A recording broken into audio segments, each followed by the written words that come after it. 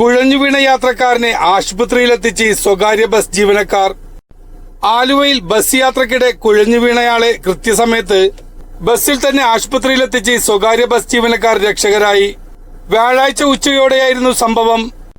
Bank ആവശ്യങ്ങൾക്കായി നഗരത്തിലേക്ക് വന്ന തോട്ടക്കാട്ടുകര കോൺവെന്റ് റോഡിൽ കാർഡമൺ കോട്ടേജിൽ താമസിക്കുന്ന സുധാകരൻ പിള്ള 70 യാത്രക്കിടെ ബസ്സിൽ കുഴഞ്ഞു വീണത്.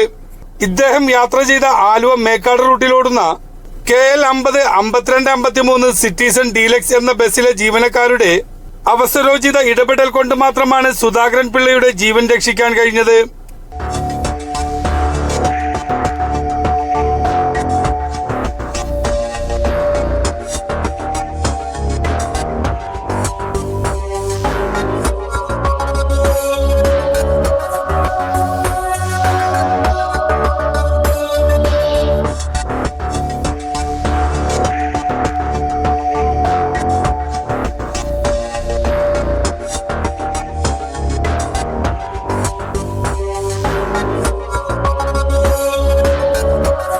ബസ് മെട്രോ സ്റ്റേഷൻ കഴിഞ്ഞ ഉടനെയാണ് സുധാകരൻ പിള്ള കൊഴിഞ്ഞു വീണത്.